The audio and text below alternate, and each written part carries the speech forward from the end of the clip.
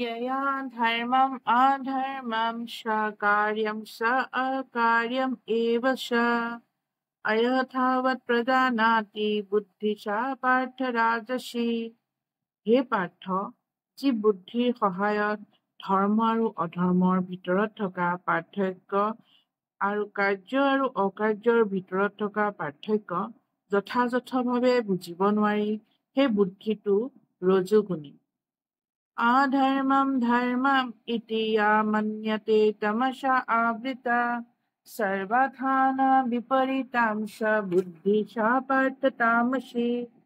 হে পাৰ্থ, যিটো বুদ্ধিয়ে ভ্ৰমৰ বৰ্ষৱৰ্তী হৈ অধৰ্মক ধৰ্ম বুলি ভাবে আৰু ধৰ্মক অধৰ্ম বুলি ভাবে আৰু সদায় ভুল পথে পৰিচালিত কৰে, তাকেই তমোগুণী বুদ্ধি বোলা হয়। ধৃত্যায়য়া ধাৰয়তে মনঃ প্ৰাণেন্দ্ৰিয়ক্ৰিয়া যোগেন অব্যভিচাৰিণ্য ধৃতি সা পাৰ্থ সাত্ত্বিকী।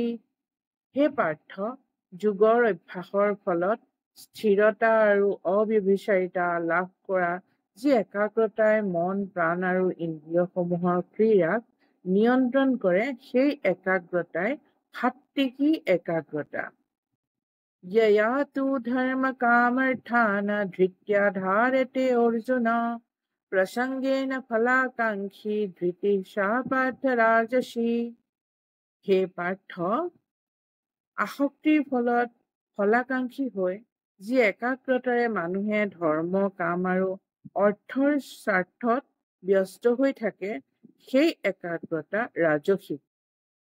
यया स्वप्नं भयं शोकं विषादं मदम् एव सा न विमुञ्चति दुर्मेधा धृति सा पार्थ तामसी।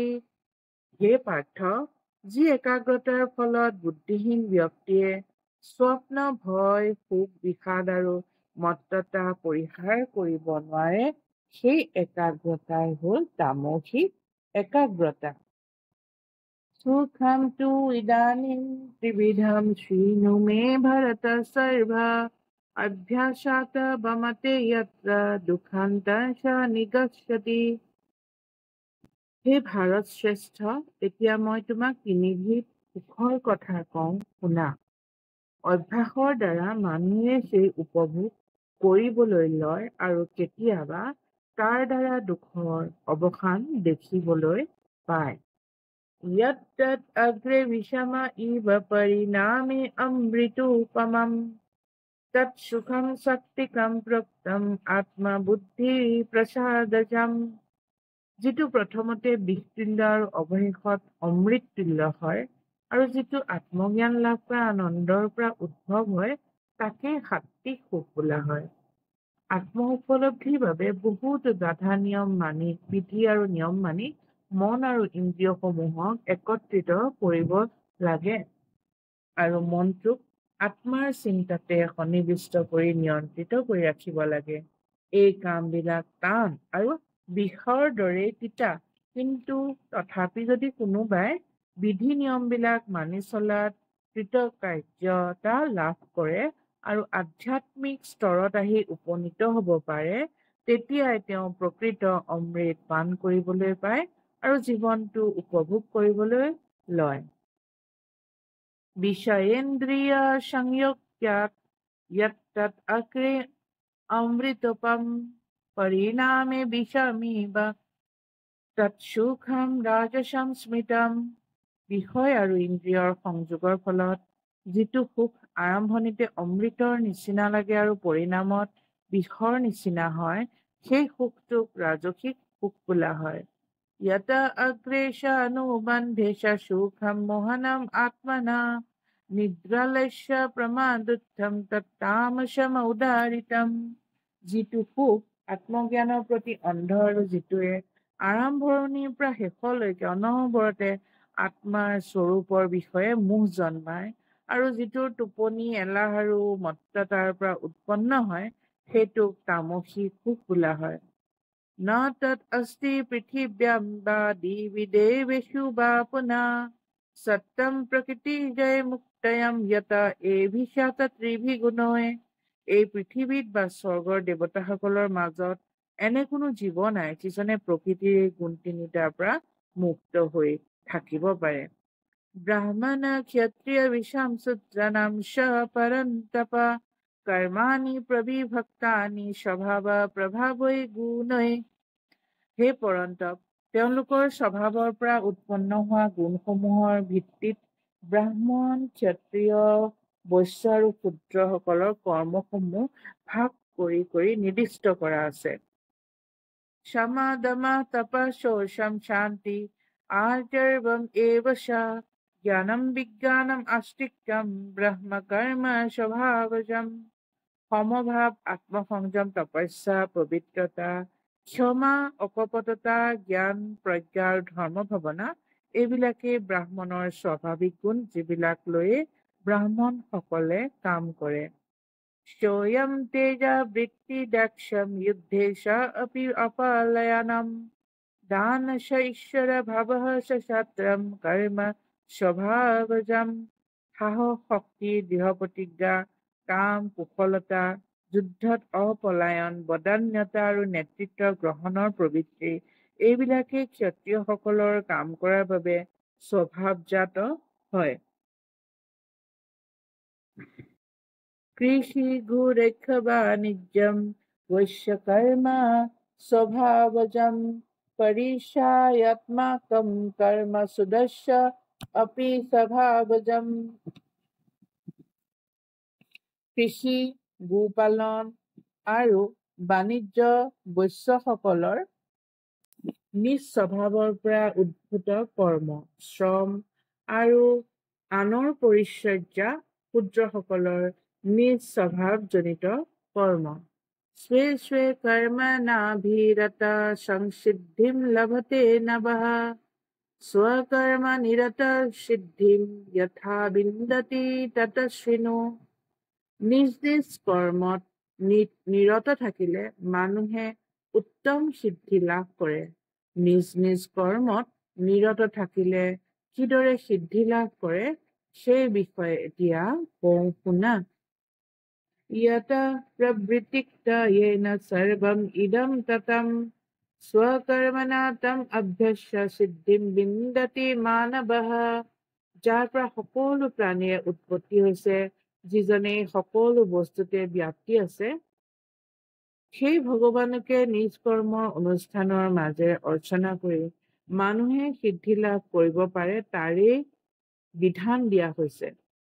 প্ৰত্যেকেই এই কথা ভাবিব লাগে যে ইন্দ্ৰিয়সমূহৰ নিয়ন্তা ঋষিকেশে হৃদয়ত থাকি তেওঁক এটা বিশেষ ধৰণৰ কামত নিযুক্ত কৰিছে, আৰু যি কামত নিযুক্ত হৈছে সেই কামৰ ফলেৰে পৰম পুৰুষ পৰমেশ্বৰ শ্ৰীকৃষ্ণক মানুহজনে পূজা কৰিব লাগে। যদি কোনো মানুহে সম্পূৰ্ণ কৃষ্ণ ভাৱনাৰে সদায় এইদৰে চিন্তা কৰে, তেনেহলে ভগৱানৰ কৃপাত তেওঁ পূৰ্ণ জ্ঞান লাভ কৰিব পাৰে। সেই জীৱনৰ সিদ্ধি। ভগৱানে ভগৱদ গীতাত কৈছে, তেষামহম সমৃদ্ধতা। তেনে এজন ভক্তক উদ্ধাৰ কৰাৰ দায়িত্ব ভগৱানে নিজেই লৈছে। সেইটোৱেই জীৱনৰ চৰম সিদ্ধি। মানুহে বৃত্তি হিচাপে জীৱনত লাগিলে যি কামকে নকৰক, তেওঁ যদি ভগৱানৰ হকে কাম কৰি সেৱা আগবঢ়ায়, তেনেহলে তেওঁ চৰম সিদ্ধি লাভ কৰিব। শ্ৰেয়ানস্য ধৰ্ম বিগুণ পৰধৰ্মাৎ অনুষ্ঠিতা স্বভাৱনিয়তম কৰ্ম কুৰুন ন আপ্নোতি কিলবিষম। আনৰ স্বভাৱসিদ্ধ বৃত্তি এটা ভালদৰে কৰাতকৈ নিজৰ স্বভাৱসিদ্ধ বৃত্তিৰ কাম অলপ বেয়াকৈ হলেও কৰি থকাটোৱেই শ্ৰেয়। নিজৰ স্বভাৱসিদ্ধ বৃত্তি অনুসাৰে কামত লাগি থকা জনৰ কোনো পাপ নহয়। সহজম কৰ্মম কৌন্তেয় সদৃশম অপি ন ত্যজ্যতে সৰ্বাৱস্থা হি দোষেন ভূমেন অগ্নি আবৃতা। ধোঁৱাৰে জুই আবৃত হৈ থকাৰ দৰে সকলো প্ৰচেষ্টাই কিবা নহয় কিবা দোষেৰে আবৃত হৈ থাকে। গতিকে হে কৌন্তেয়, দোষযুক্ত হলেও নিজৰ স্বভাৱসিদ্ধ বৃত্তি ত্যাগ কৰিব নালাগে। স্বভাৱসিদ্ধ বৃত্তি অৰ্থাৎ কাম ত্যাগ কৰিব নালাগে। এই ক্ষেত্ৰত এটা বৰ সুন্দৰ দৃষ্টান্ত দিয়া আছে। অগ্নি যদিও পবিত্ৰ তথাপি তাত ধোঁৱা আছে, কিন্তু ধোঁৱাই অগ্নিক অপবিত্ৰ নকৰে।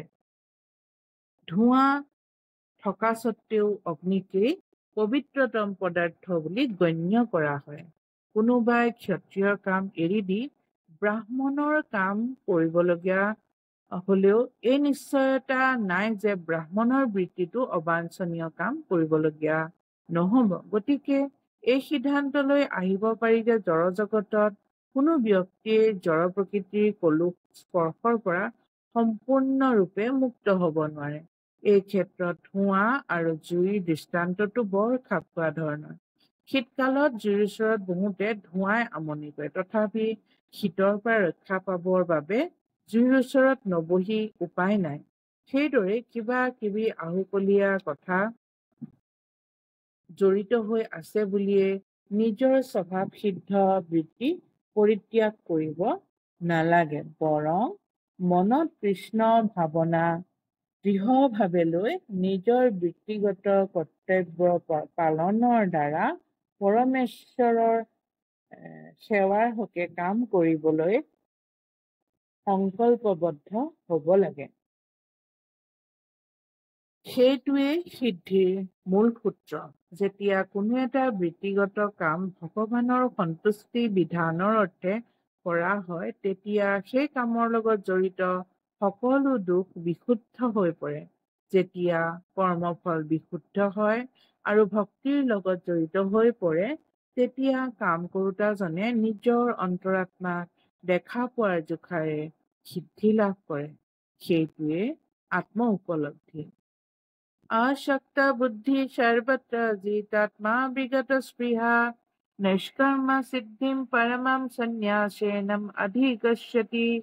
যিজনৰ বুদ্ধি সকলো ক্ষেত্ৰতে আসক্তিৰহিত, যিজন জিতেন্দ্ৰিয় আৰু জাগতিক ভোগবিলাসৰ প্ৰতি স্পৃহাহীন, তেওঁ সন্ন্যাসৰ অভ্যাস কৰি নৈষ্কৰ্য ৰূপ উত্তম সিদ্ধি লাভ কৰিব পাৰে। সিদ্ধিম প্ৰাপ্ত যথা ব্ৰহ্ম তথা আপ্নোতি নিবোধ মে। সমাসেন এব কৌন্তেয় নিষ্ঠা জ্ঞানস্য য়া পৰা।